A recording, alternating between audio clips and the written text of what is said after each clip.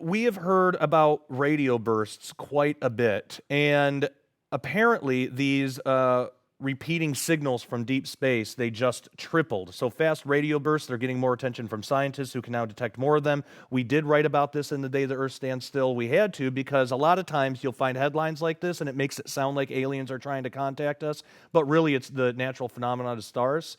But there's also studies, and we report this in the book, that extraterrestrial life may be using these fast radio bursts in some kind of array, because there was a lot of weird anomalies and coincidences having to do with these fast radio bursts, that if they were just totally natural, it wouldn't seem like those would manifest in the way that they did, but they do. So we report on that in the book, and more since then, more and more news has come out about these fast radio bursts. So they have just tripled. Scientists suddenly have a whole lot more data on the strangest and most recent studies in the cosmos called fast radio bursts.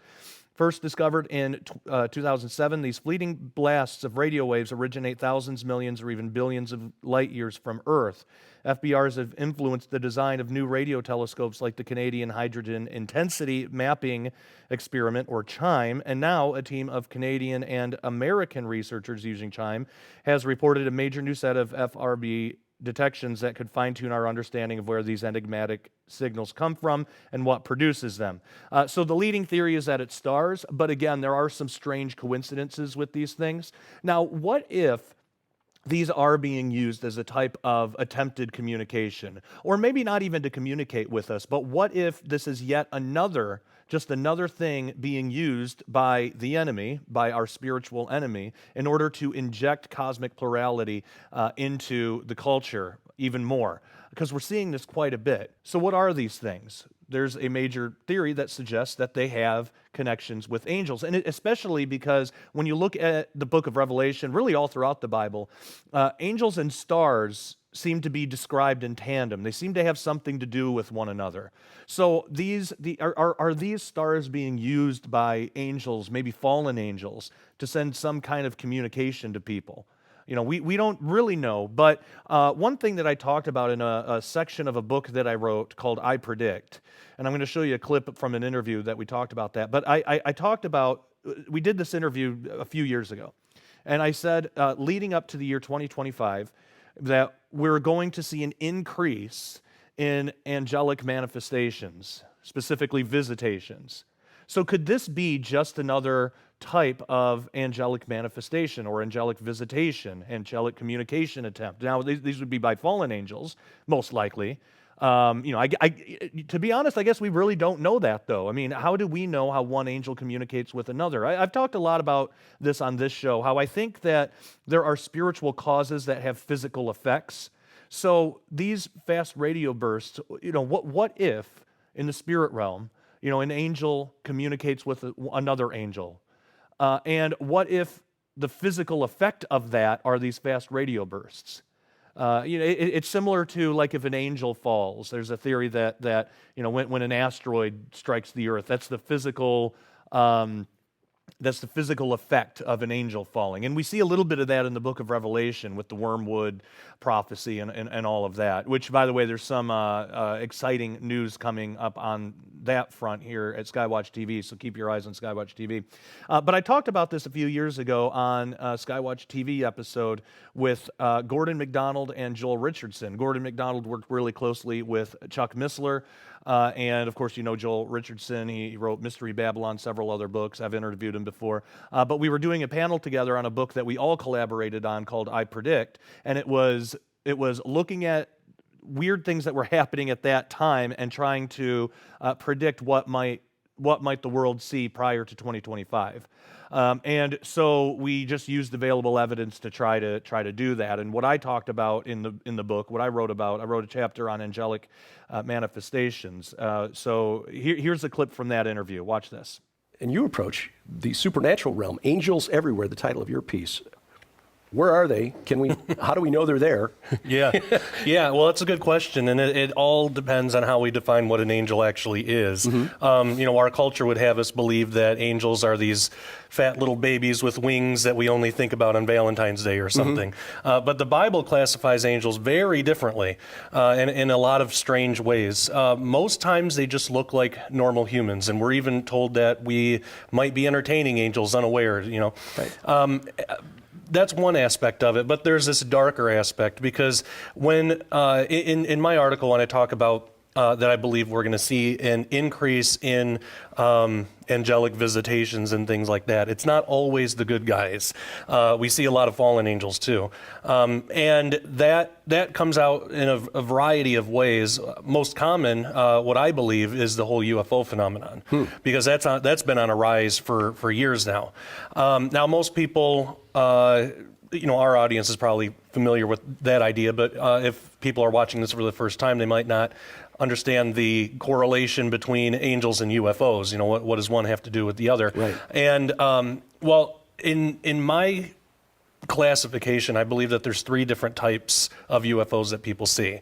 One of them are just normal technological man-made machines, secret government projects, that we just don't know about, and the governments of the world are handling that. Nothing supernatural about it. It's but there's a second one that I believe are still technological crafts, but not created by man. And we know that because the Bible tells us angels have physicality to them. And when I say angel, we could just say any spiritual being, really, but they have a type of physical nature to them. They can exist in our 3 dimensions of space and time. And so they can, in a sense, build things. They can manipulate matter. They can do everything that we could do. So why not build advanced machines, But that's just the second type. There's a third type that I find most interesting, and this is what I believe is the full extra-dimensional from another realm that we have no concept of here. It's not technology exactly. It's not made from physical material. It's an actual extra-dimensional living being. A lot of times in some UFO cases, people have reported seeing craft, or what looked like craft, that seem to defy the laws of physics. For example, some will change shape or change color, or like zoom down into a point and then disappear, or come out of nowhere. And a lot of times when that happens, when things seem to break the laws of physics, we're only thinking in terms of 3-dimensional physics, where if you add dimensions, some of that stuff makes sense. And actually, Chuck Missler had a really good example that I really liked on this. If you take a triangle and add up the angles of the triangle, you get 180 degrees. Right. Well, what happens if you add those angles up and you get more than 180 degrees? It would seem physically impossible. Right. It breaks the laws of geometry or two-dimensional physics. But if you're looking at a triangle that's over a sphere, and the lines are curved into a third dimension, now it makes sense, and it doesn't break any laws at all. It doesn't break any geometry at all, but you have to add the dimension to get there. A very popular example of thinking in terms of higher dimensions is flatland, and every physicist has used this. Chuck Missler, I know, has used this example a lot, and it's the idea of thinking of a 2-dimensional universe and how we would interact with that universe, what inhabitants of the 2-dimensional universe would think of us. So you have 2-dimensional beings called flatlanders. They have no concept of up or down. If I take 2 of my fingers and stick them into flatland and move them around, the flatlander will see 2 circles moving independently and would have no idea that they're part of the same thing. Until you put your whole hand in there, and then they converge. Okay. Yeah. Well, it's interesting that a lot of the UFO phenomenon, a lot of people report stuff like that. It's just an extra dimension. So you have spheres instead of circles, and they converge together into one big thing, or they come apart. And so in this third classification of UFOs, it's actual extra dimensional beings, we could call them, coming into our dimension in and out in different ways. And actually, the prophet Ezekiel, I believe, talked about some of these beings. Commonly in especially in the ancient astronaut theorists group, they'll use the book of Ezekiel to try to say, well, he saw a spaceship and it was from another planet. And well, that's actually from what's called the extraterrestrial hypothesis, which talks about which interprets UFOs as being basically aliens on another planet. I think the more accurate approach is the extra-dimensional hypothesis. I know Jacques Vallée has talked about that, and he's not even a Christian, but he's written a lot about that. When you look at the actual evidence, that seems to make more sense. Now, again, like I said, Ezekiel, his vision has been used to support the ETH, but I think it could actually be better used to support the EDH, or what interdimensional. Yeah, what I would consider a more biblical view anyway. He saw, and this is just one quick example. I give several throughout the article or the chapter, but he sees these wheels, but he also sees these cherubim, these angels next to them. And he says that the spirits of the cherubim were in the wheels. But he also says that the wheels were moving independently of the cherubim. So here, it's the two fingers in Flatland. You have two separate objects in three-dimensional space, yet they're part of the same being. Yeah. So there's several examples like that that I lay out through the Well, with through the the idea chapter. of looking at this as a prediction over what the next 10 years, and we'll go around the table here real quick with about 3 minutes left.